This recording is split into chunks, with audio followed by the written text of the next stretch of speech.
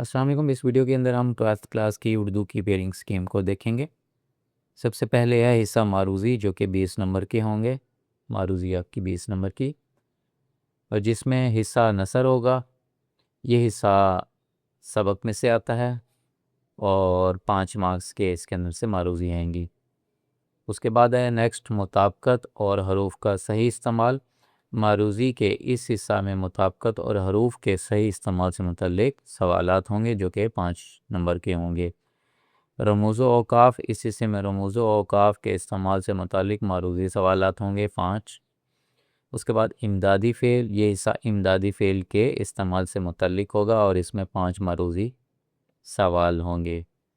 اب ہم چلتے ہیں نیکسٹ اس کے حصہ انشائیہ کی طرف، اور حصہ انشائیہ جو ہے وہ 80 مارکس کا ہوگا، جس میں سوال نمبر یہ پہلے دی ہوا، اس کے بعد الف اس کا پارٹ ہوگا، سوال نمبر 2 ہوگا الف پارٹ، نظم کے اشعار کی تشریح ہوگی۔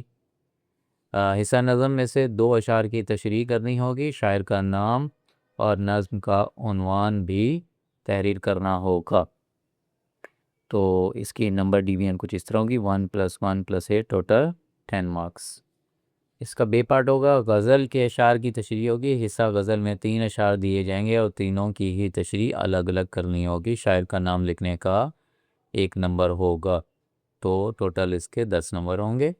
سوال نمبر 3 ہے پیراگراف کی تشریح۔ سیاق و سباق کے حوالے سے 2 میں سے 1 پیراگراف کی تشریح کرنی ہوگی۔ سبق کے عنوان اور مصنف کے نام کا 1 نمبر ہے۔ سیاق و سباق کے 3 جبکہ پیراگراف کے 10 نمبر، تو ٹوٹل یہ 15 نمبر کا ہوگا۔